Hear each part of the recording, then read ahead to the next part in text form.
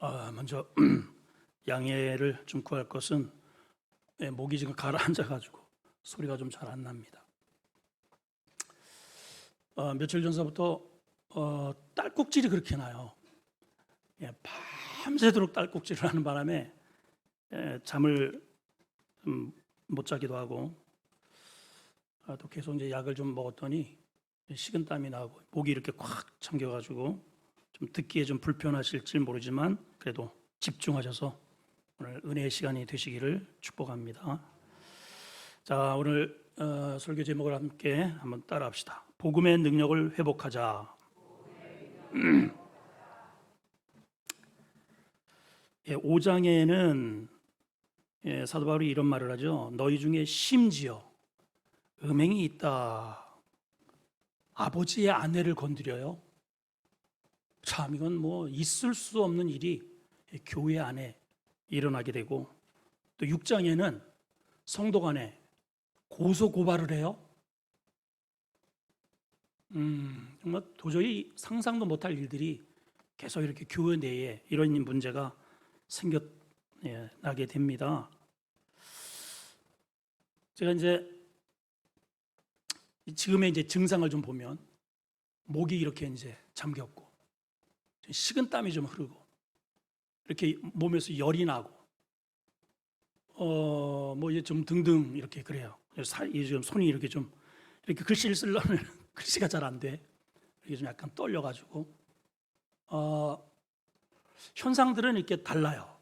땀이 식은땀이 흐르고 목도 잠기고 뭐 등등등 하는데 이 원인은 딱 한 가지인 것 같습니다. 면역성이 떨어졌다.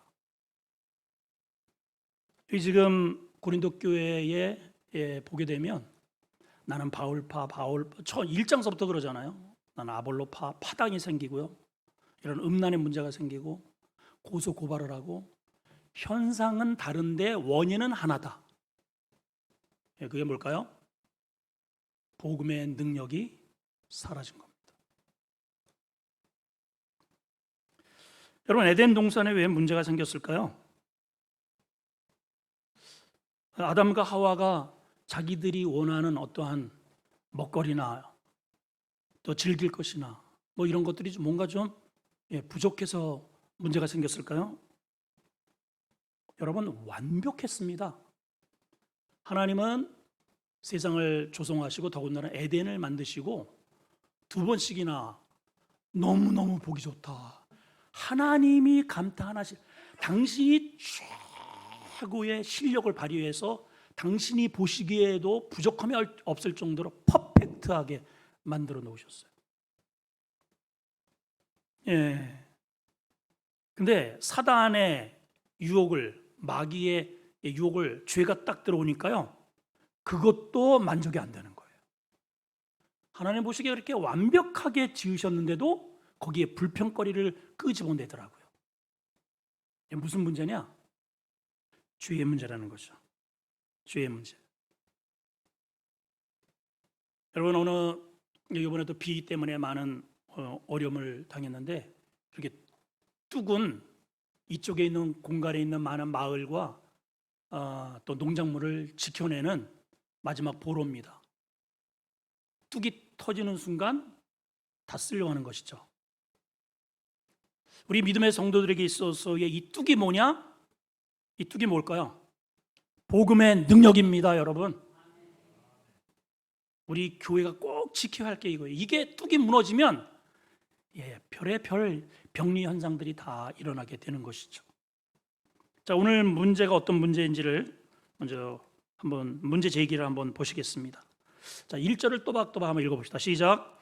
너희 중에 누가 다른 이와 더불어 다툼이 있는데 구태여 불의한 자들 앞에서 고발하고 성도 앞에서 하지 않느냐?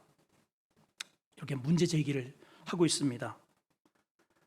자, 우리 서로 간에 신앙생활 하다가 보면 또 가정생활, 부부생활에 왜 다툼이 없겠어요?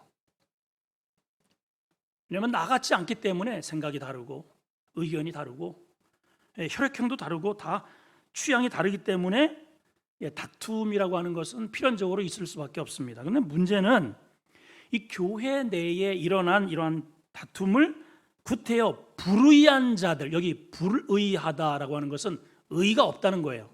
다시 말하면 하나님의 의식이 없는 자들에게 그거를 끌고 가느냐, 이렇게 지적을 하고 있습니다.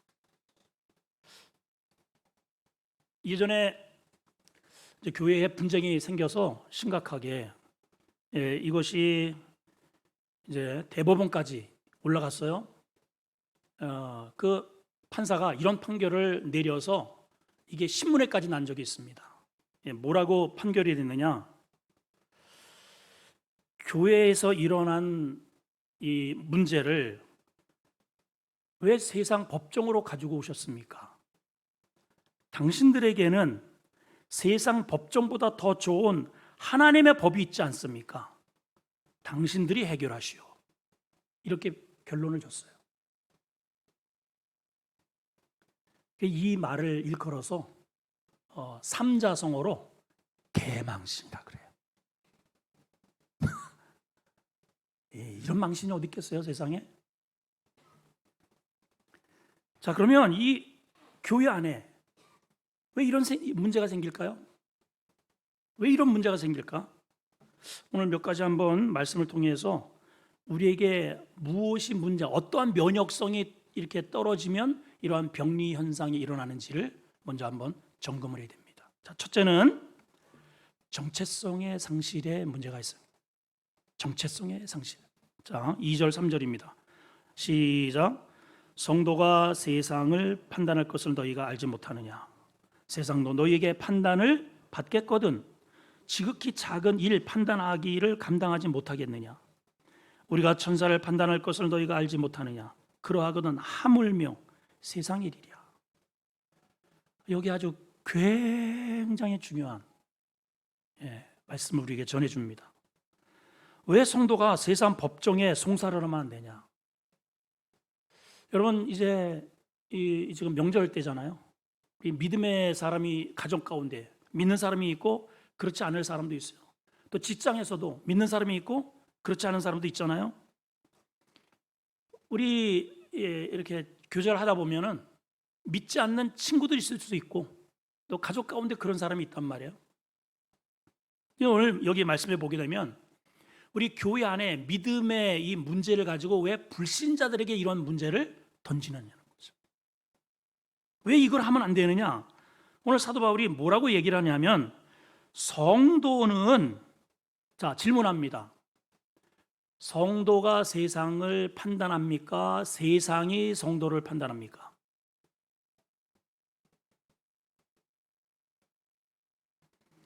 이 말씀은, 자, 2절 초반절 한번 읽어보세요. 시작. 성도가 세상을 판단할 것을 너희가 알지 못하냐? 이거는 종말론적인 문제를 우리에게 제시를 한 겁니다. 우리가 지금 종말 때를 살고 있는데 종말이 언제냐? 여러분, 종말이 언제예요? 예수님이 오시는 그날이 종말이라고들은 알고 있는데 종말은 원래 예수님이 이 땅에 오시는 그 초림 때서부터 예수님이 다시 오실 그때까지를 우리는 종말로 봅니다. 그러니까 우리가 지금 종말을 사는 거예요. 그러면 종말 때에는 어떤 일이 일어나느냐? 종말 때. 종말 때는 이런 일이 일어나요. 마태복음 19장 28절을 한번 보겠습니다. 마태복음 19장 28절 시작. 예수께서 이르시되 내가 진실로 너희에게 이르노니 세상이 새롭게 되어 인자가 자기의 영광의 보좌에 앉을 때, 종말이죠. 주님이 다시 오셔서 보좌에 앉으실 때가 종말입니다. 그때에 이제 중요한 것은 뒤에 잘 읽어보십시오. 시작. 나를 따르는 너희도 12 보좌에 앉아서 이스라엘 12지파를 너희가 심판하리라. 따라할까요? 내가 재판관이다. 여기 2절에도 그러기 때문에 성도가 세상을 판단할 것을 너희가 알지 못하느냐? 세상이 너희에게 판단을 받겠거늘, 아니 그 작은 일을 가지고 그것도 감당을 못해서 세상 사람들에게 그런 이야기를 하느냐, 가지고 나가느냐. 자, 한 가지 더 볼까요? 누가복음 22장 30절 시작. 너희로 내 나라에 있어 내 상에서 먹고 마시며 또는 보좌에 앉아 이스라엘 12지파를 다스리게 하려 하노라. 우리에게 이런 어마어마한 능력과 권한을 주셨다는 겁니다. 계시록으로 한번 가보겠습니다. 2장 26절 시작.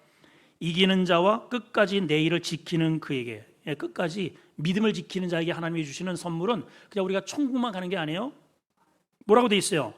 만국을 다스리는 권세를 주신대요. 만국을 다스리는 권세. 세상을 우리가 다스리는데 우리 안에 있는 문제를 가지고 야 이거 어떻게 하면 좋아, 이거 판결 좀 해줘, 이런 멍청이가 어디 있냐는 거죠. 하나 더 봅시다. 계시록 20장 4절 시작.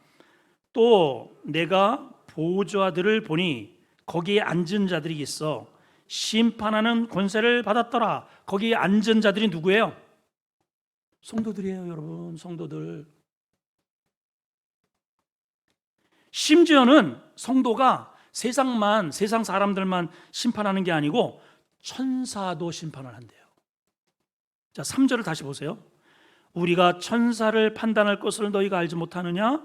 하물며 세상 일이야. 에이, 목사님, 우리가 어떻게 천사를 심판을 합니까? 합니다, 여러분. 왜냐하면 천사가 다 좋은 천사가 아니란 말이죠. 소식을 전하는 가브리엘 천사도 있고요.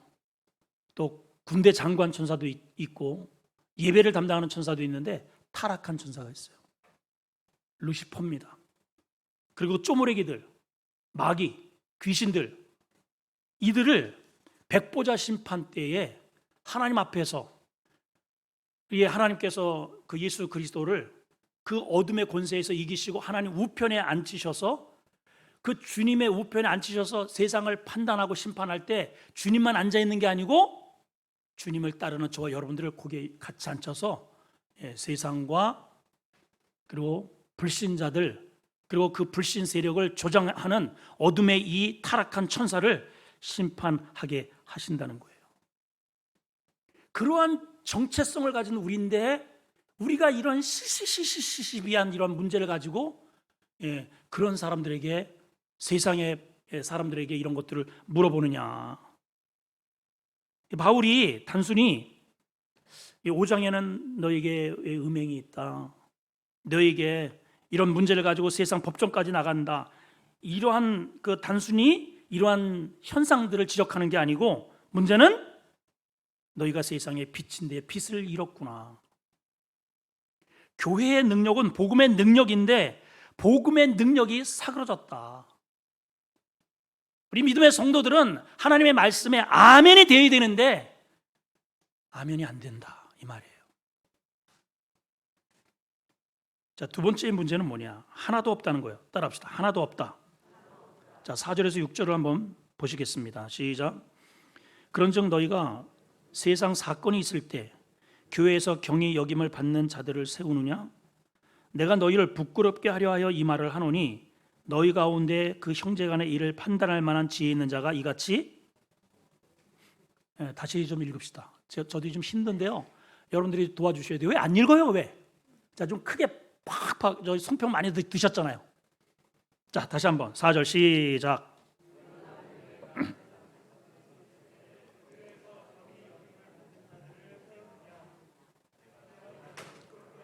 이 말을 하노니 너희 가운데 그 형제 간의 일을 판단할 만한 지혜 있는 자가 이같이 몇 명? 하나도 없느냐. 6절. 형제가 형제와 더불어 고발할 뿐더러 믿지 아니하는 자들 앞에서 하느냐. 자, 여기 4절을 보면은 이런 말씀을 기록합니다. 너희가 세상 사건이 있을 때 그 사건을 감당할 만한 영적인 사람, 기도하는 사람, 말씀에 사로잡혀 있는 사람이 먼저 좀 이것을 핸딩을 해야 되는데 경히 여김을 받는 자를 세우느냐? 여기 경히 여기는 자의 카테고리는 누구냐? 말 잘하는 사람이면 말 잘하는 사람. 여러분, 교회에서는요, 말 잘하는 사람이 나서면 안 됩니다. 하나님의 말씀에 사로잡힌 사람이, 기도하는 사람이, 5절에 보면 내가 너희를 부끄럽게 하려 하여 이 말을 한다는 거예요. 좀 부끄러운 줄 알아라. 우리 옆 사람하고 인사합시다. 우리 부끄러운 줄 좀 압시다. 시작. 이 부끄러운 줄 뭐야? 아주 그냥 얼굴이 그냥 철판을 깔았다는 거죠. 내가 너희를 부끄럽게 하려 하여 이 말을 한다는 거예요. 왜냐? 너희 가운데 그 형제 간의 일을 판단할 만한 지혜 있는 자가 이렇게 하나도 없느냐. 지금 사도 바울이 언어 프레이를 하고 있어요. 언어 프레이. 왜 그러냐면 고린도 교회의 지금 이 성도들의 구성 요원이 어떤 사람들이냐면 전부 다 난다 긴다 하는 사람들이에요. 지혜자들이에요, 여러분. 다 소피스트예요, 소피스트. 지혜자들. 에피쿠로스. 쾌락주의를 추구하는 사람들이고 스토아 학파들 다 지혜자들입니다. 똑똑합니다. 다 박사들입니다. 근데 거기에다 대고 사도 바울이 뭐라고 하느냐? 너희들 배울 만큼 배웠다며. 너희들 다 철학자들이라며. 인생에 한번 이렇게 딱 앉아서 대화를 나누면은 뭐 5시간, 10시간 시간 가는 줄 모르고 인생이 이렇고 저렇고 성경을 뒤집었다 팼다 막 쪼갰다가 이런 사람들이에요. 너희들 스스로 그렇게 똑똑하다고 하면서 이거 하나 감당할 만한 지혜 있는 자가 그렇게 하나도 없어서 세상 법적으로 뛰어가냐? 이 말을 하고 있습니다. 여러분, 사도 바울이 지금 이 문제를 다룬 데 있어서 드러내고자 하는 지혜는 어떤 지혜냐? 너희가 알고 있는 그 똑똑하다고 하는 세상적 지혜가 아니고 십자가의 지혜를 가지라는 거예요. 따라합시다. 십자가의 지혜를 가지자. 우리에게 필요한 것은요, 똑똑함이 아닙니다. 말 잘하는 게 아니에요. 말재기가 아니고 십자가의 지혜가 우리에게 있어요. 여러분, 십자가의 지혜가 뭡니까? 십자가에서 벗어나면 내가 보여요. 내가 어떤 사람이고 내가 어떤 사람이고 자꾸만 내가 부각이 돼요. 십자가 앞에 서면 내가 사라져 버려요. 십자가 앞에 서는 순간 그동안에 내가 이런 사람이고 저런 사람이고 사실은 고소 고발을 하고 자꾸만 억울하다고 가슴을 치는 이유는 내가 이런 취급을 당할 존재가 아니라고 생각을 하기 때문에 그렇건 거거든요. 근데 십자가 앞에 가는 순간 십자가는 나를 대신해서 정말 억울한 분이 돌아가신 자리거든요. 우리 가족 가운데에도 서로 지워지지 않는 부분이 아내는 아내대로 남편은 남편대로 서로 억울하대. 왜 고소 고발을 합니까? 억울하다는 거죠. 억울해요. 근데 이 말을 들어보면 이 사람이 억울한 것 같고 그러면 100% 이 사람만 억울해야 되는데 이 사람 말을 들어보면 또 이 사람도 억울한 게 있어요. 근데 십자가 앞에서는 여러분 주님이 잘못한 게 뭐가 있어요?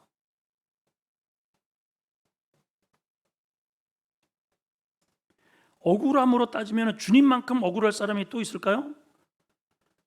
아니 주님이 도대체 무슨 죄를 지셨길래 몸이 갈기갈기 찢어질 정도로 매를 맞으시고 침뱉음을 당하시고 양손과 발에 못이 쳐져서 얼마나 이 부정한 일을 많이 하셨으면 얼마나 죄의 약으로 돌아다니셨으면 그렇게 꼼짝 하지 못하도록 그렇게 못질을 해버렸냐 이 말이에요.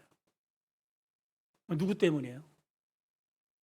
나 때문에 내 죄 때문에 그렇게 주님이 당하셨는데 그 앞에서 우리가 무슨 말을 하겠습니까?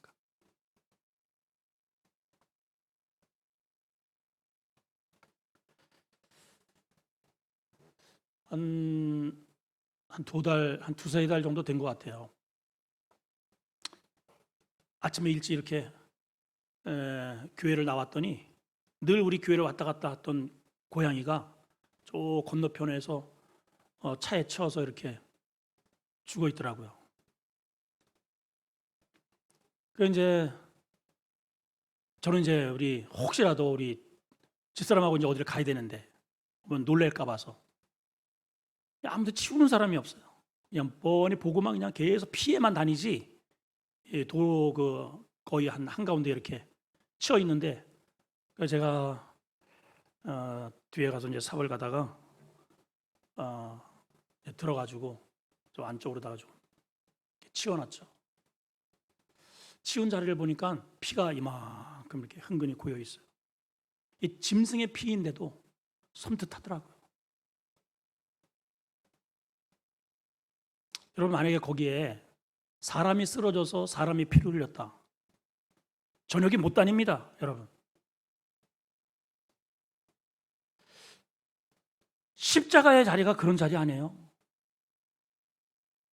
나를 위해서 머리서부터 온몸에 하나님이 있는 피는 다 짜내가지고 나의 죄의 문제를 다 씻어주신 그런 자리가 십자가의 자리란 말이죠. 무슨 말을 하겠어요, 우리가? 그 자리에서도 뭐가 억울함이 있을까요?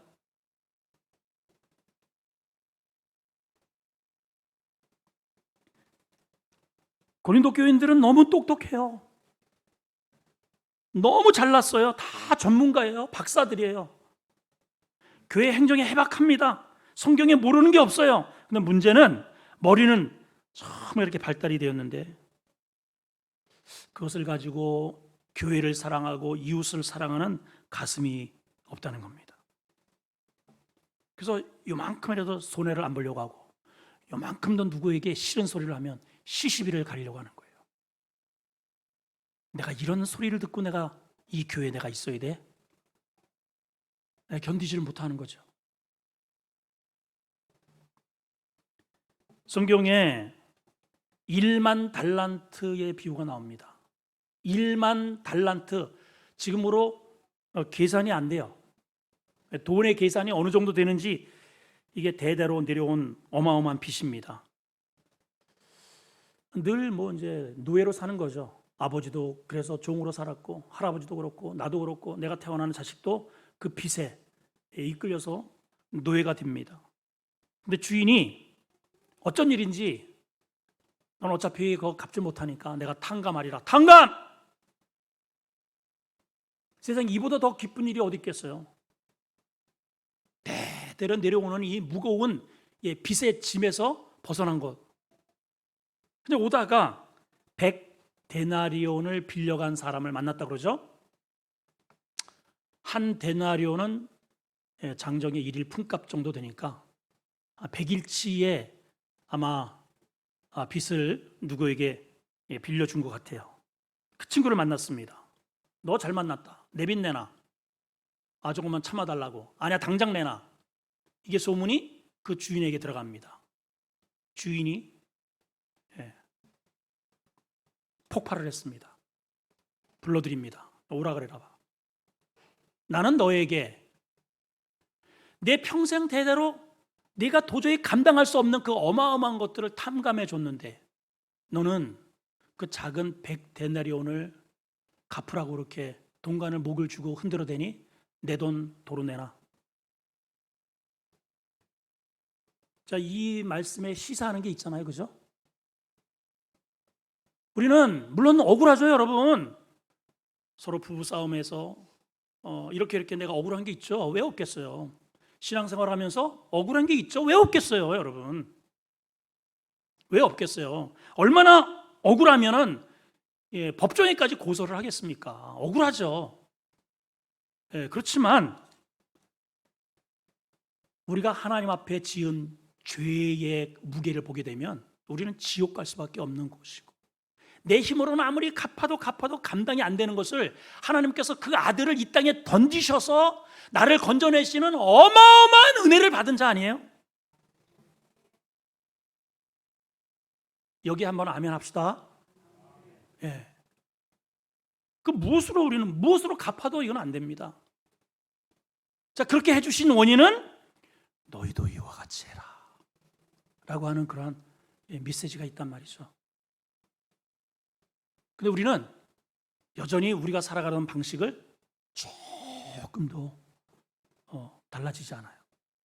누구한테 요만큼도 싫은 소리를 듣기를 싫어하고 내 자존심은 여전히 생생하게 살아 있단 말이에요.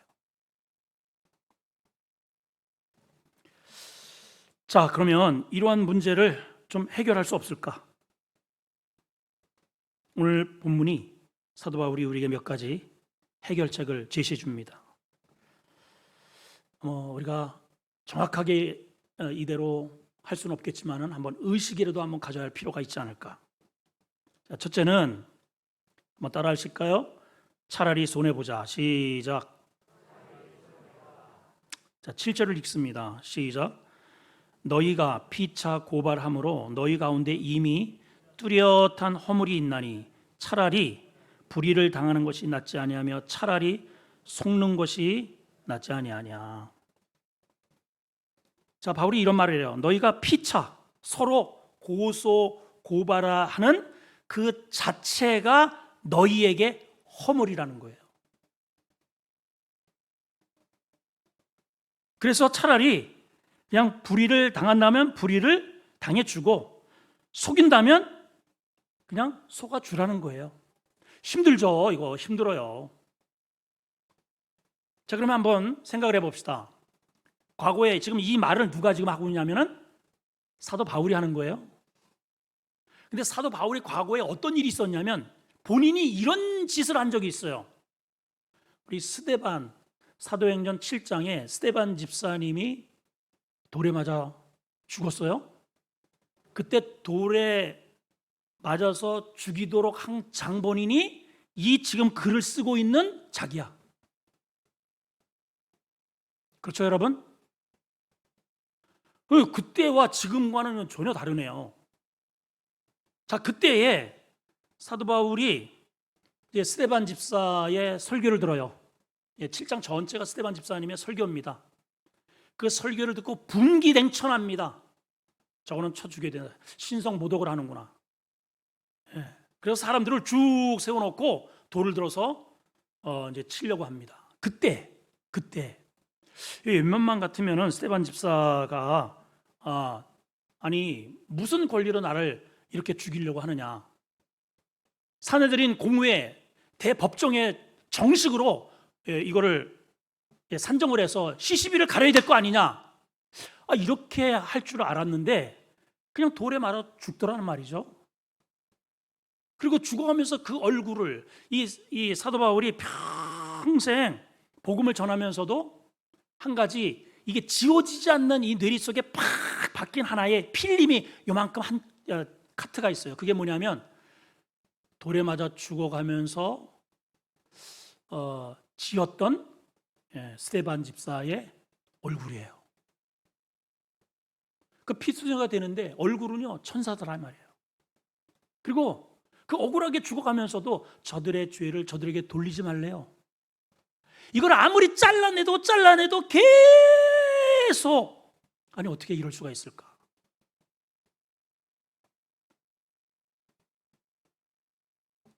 그 영상을 떠올 때마다 바울이 자기 자신이 얼마나 사악한 죄인인지를 알게 되었고요.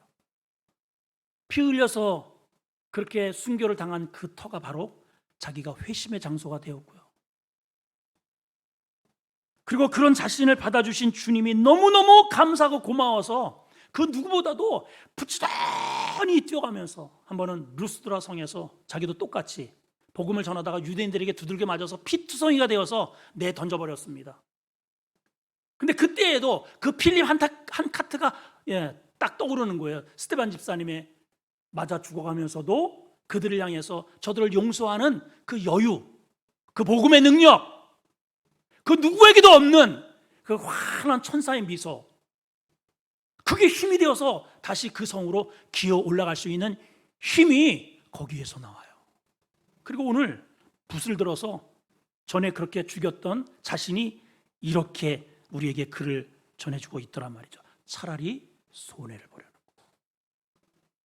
그 손해가 절대로 손해가 아닌 거죠. 두 번째는요, 가족 의식을 가지라 권면을 합니다. 8절 시작. 너희는 불의를 행하고 속이는구나. 그는 너희의 형제다. 자, 여러분, 돈을 이주머니에서 빼가지고 이렇게 누워서 이주머니로 옮겼습니다. 이야, 내가 뺏었네. 미친놈. 그게 제정신이겠어요?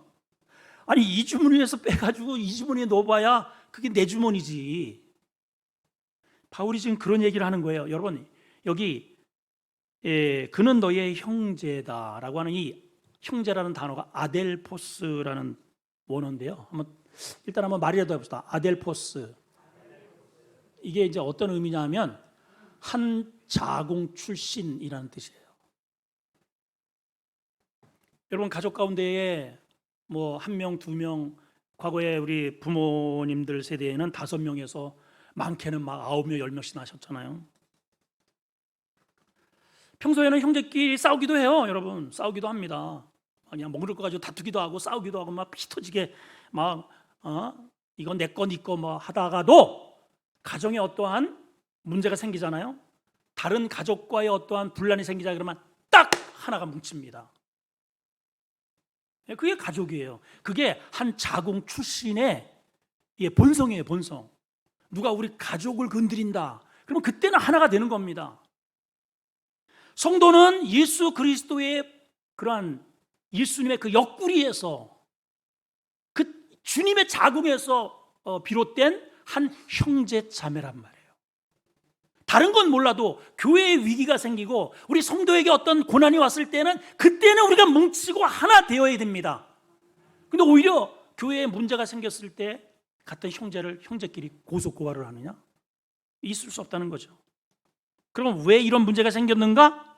세 번째, 이 문제 때문에 그래요. 세 번째, 사탄에게 미혹됐다 이 말이에요. 사탄에게.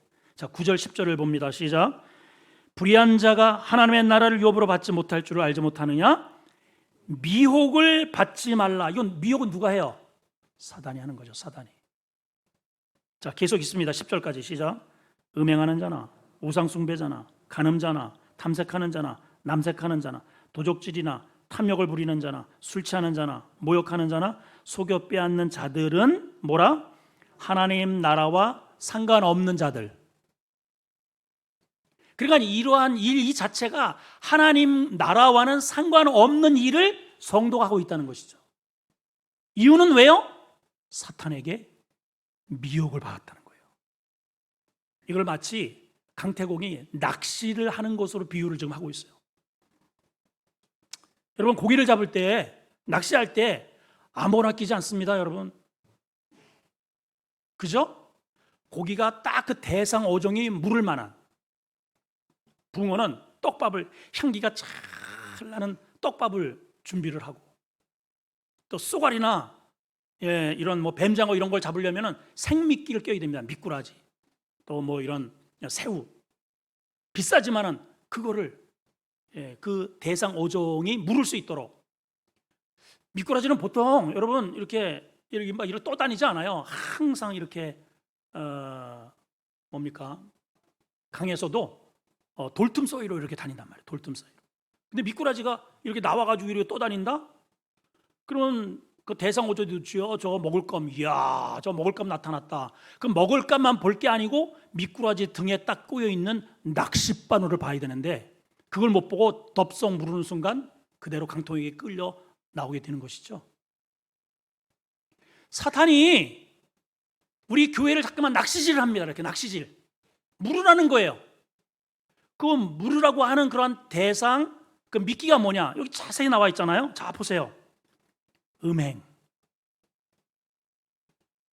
여러분, 이 전부 다 이 세상을 마귀가 우리 마음 가운데 온통 하여튼 노아 홍수로부터 소돔과 고모라 성의 문제서부터 지금까지 전체 지금도 가장 큰 문제가 음행입니다. 음행. 성적인 욕구. 대책이 안 서요. 미끼입니다. 미끼. 우상 숭배, 간음, 탐색, 남색. 남색이 뭐예요?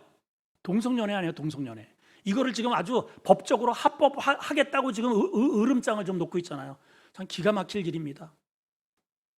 도적질, 탐욕, 술 취함, 모욕, 속여서 빼앗는 것, 이게 다 미끼들이에요. 미끼들. 거기에 내가 억울할 때 세상 법적으로 나가겠다고 하는 이 송사까지 포함을 시키고 있는 거예요. 성도들이 여기에 미혹이 되는 순간 걸려 넘어지는 거죠.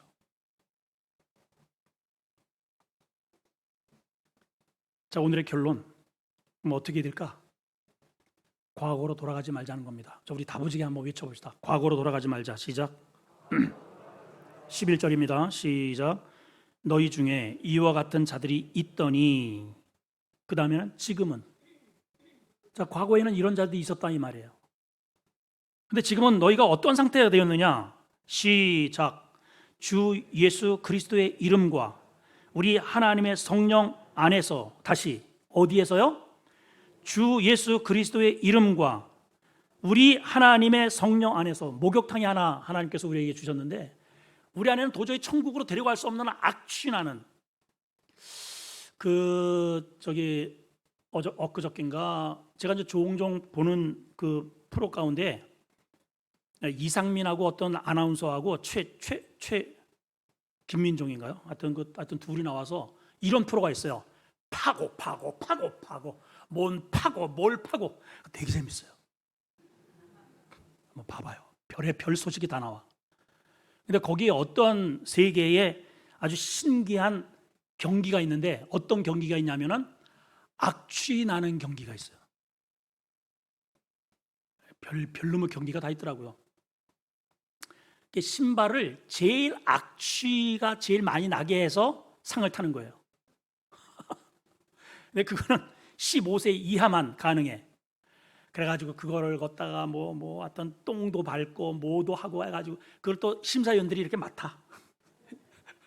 그래가지고 상금을 줍디다. 야, 그거 어떻게 제대로 그거 어떻게 잠이 올래나 몰라요. 우리 온몸이 쥐약으로 악취가 나는 그런 몸뚱아리예요. 이게 심지어는 주님이 뭐라 그래요? 회칠한 무덤이라고 그러냐. 입만 벌리면 이 속에서 막 그냥 악취가 막 그냥 뿜어져 나와요. 회칠한, 겉으로는 하얀 분가루를 칠해놨는데 속에서는 막 악취가 나는 그러한 우리를 데려다가, 이런 상태로는 천국 못 가니까 우리를 깨끗하게 씻겨주신 하나님께서 목욕탕을 만들어 놓으셨어요. 그 목욕탕의 이름이 뭐냐 하면, 우리 읽었죠? 주 예수 그리스도의 이름과 우리 하나님의 성령의 목욕탕이래요.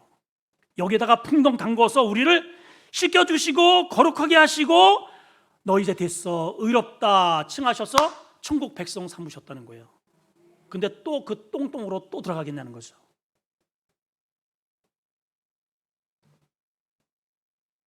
과거로 돌아가지 말라는 거예요. 억울해도 사실은 억울할 게 없어요. 가만히 보면 이제 이쪽 사람 말을 들어보면 아유, 그 나쁜 사람이네. 그래서 여러분 절대로 한쪽만만 들으면 안 돼. 반드시 이쪽을 들어봐야 돼요. 이쪽 얘기를 들어보면은 그럴만하구만. 반드시 그러한 일이 생겨요. 자, 이 사람이 맞았어요. 이 사람은 맞은 얘기만 해. 내가 이 사람한테 맞았어. 억울해. 절대 내 가만두지 않아. 내가 하여튼 반드시 나를 때릴 수가 있어? 나를 때려? 그냥 몇 대 맞았는데 여기 맞았고 이빨 터지고 이랬다는 거예요. 그 나쁜 놈이구만. 이 사람한테 가서 물어봐요. 왜 때렸어요? 맞을 짓을 했어. 맞을 짓을. 그게 보면은 때려도 싸다.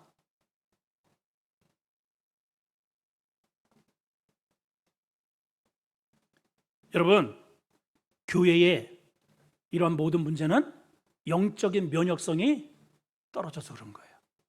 사도 바울이 로마서에서 이런 말을 합니다. 우리에게 복음이 제대로 작동하면 어떤 역사가 일어나느냐? 로마서 1장 16절에 제가 한번 읽어드릴까요?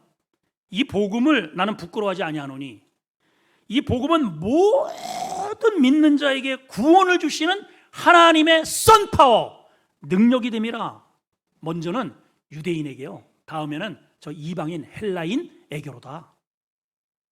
이 복음의 능력이 사라지니까 하나님의 형상을 금수와 버러지의 형상으로 막 바꿔치기 하더라 이 말이죠. 사도 바울은 감옥에서 죽어요. 순교를 당해서 죽습니다. 그리고 로마 감옥에서 마지막으로 쓴 서신이 디모데 전후서입니다. 그 디모데 후서 4장에 유언 같은 메시지를 그동안에 많은 고생 이런저런 교회도 많이 새기고 뭐 이래 했잖아요. 근데 그 많은 말 가운데 그 유언 같은 마지막 결론을 뭐라고 짓느냐면 이렇게 말씀을 해놨어요. 자, 우리 한번 그 구절을 한번 찾아서 이름을 읽어볼까요? 디모데후서 4장 6절 8절 시작. 전제와 같이, 자 띄워주시고요. 없어요? 전제와 같이 내가 벌써 부어지고 나의 떠날 시각이 가까웠도다. 나는 선한 싸움을 싸우고 나의 달려갈 길을 마치고 믿음을 지켰으니. 그동안에 이 믿음을 지키기 위해서 얼마나 많이 억울함을 당해요. 매를 얼마나 많이 맞아요. 그랬죠? 많이 억울해요. 매도 많으면 죽을 고비를 여러 차례 당했어요. 억울해요. 믿음을 지키기 위해서. 그런데 8절에 뭐라고 얘기를 하느냐? 이제 후로는 나를 위하여 의의 면류관이 예비되었으므로 곧 주 의로우신 재판관이. 그 마지막 인생을 총 정리하면서 최종적으로 유언을 의로우신 재판관님을 초청하고 있어요. 우리 사람들이 살면서 나는 이게 억울하고 나는 저게 억울하고 이렇고 저렇고 손해보고 그래서 막 가슴에 뭐가 있고, 그런데 최종적으로 나를 심판할 분은 누구냐면 사람이 아니고 나를, 내 인생을 총평하실 의로우신 재판관에게 자신을 맡기더라 이 말이에요. 그리고 자기는 딱 집중할 게 뭐냐? 세 가지. 그게 뭐예요? 선한 싸움을 싸우고 달려갈 길을 마치고 믿음을 지키는 것. 목도 아픈데 좀 여기서 아멘 좀 해주면 얼마나 좋을까.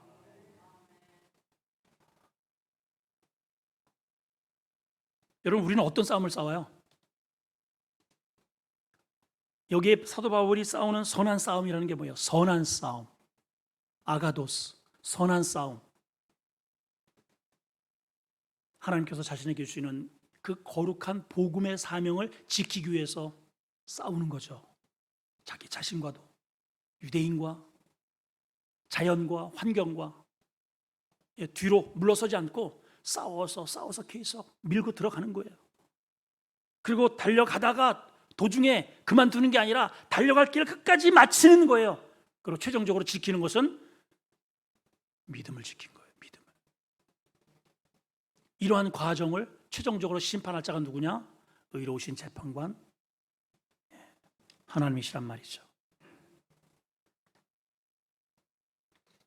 이것은 당시 로마 시민 그리고 당시에 신으로 여기는 황제를 향한 대선언입니다. 여러분, 로마 황제는 당시에 그 법률상에 이러한 문구가 있어요. 황제는 법률에서 자유한다. 이게 신이에요, 황제는. 그러니까 황제가 한번 어떠한 법령을 정해놓은 것은 그 누구도 변개하지 뒤집지 못합니다. 근데 이 황제의 이 법령을 유일하게 지금 뒤집고 있는 존재가 있습니다. 사도 바울이죠. 당신의 판결이 옳은 게 아니고 나중에 당신을 포함한 모든 나의 인생을 총평할 예수 그리스도, 하나님 앞에 공의롭게 재판장이 재판하실 것인데, 나와 같이 이절에 내가 지금은 너의 판결 때문에 내가 죽어가지만 이 죽음과 당신의 그 옳다고 여기는 지금의 심판을 또 판결할 하나님이 계실 것이다. 우리 그 앞에서 보자. 이렇게 선언을 하고 있는 것입니다. 성도 여러분, 우리가 믿음 생활하면서 또 우리 가정에 특별히 이러한 가족들이 다 모이는 명절 가운데 보면 종교가 이제 다른 가정들은 참 마음 가운데 부담이 참 많아요. 그리고 억울한 일 참 많이 당합니다. 믿는다는 것 이유 때문에. 오늘 또 더군다나 주일이기 때문에 교회를 오게 되면 그 뒤에서 이런 소리 저런 소리 궁시렁 이런 소리가 참 많이 생기게 마련이에요. 억울하죠. 힘들어요. 그러나 우리가 믿음으로 이 신앙을 지키기 위해서 당하는 그런 모든 과정 속에 우리가 믿음을 지키기 위해서 선한 싸움을 싸우는 그 모든 최종 판결은 하나님이 하신다 하는 것들을 꼭 기억을 하시고, 여기 고린도서에 등장하는 이러한 일들이 우리 교회와 나의 삶의 터전에 나타나지 않고 하나님의 의로움으로 승리하는 우리 모든 성도가 되시기를 주의 이름으로 축원합니다. 자비 하나님,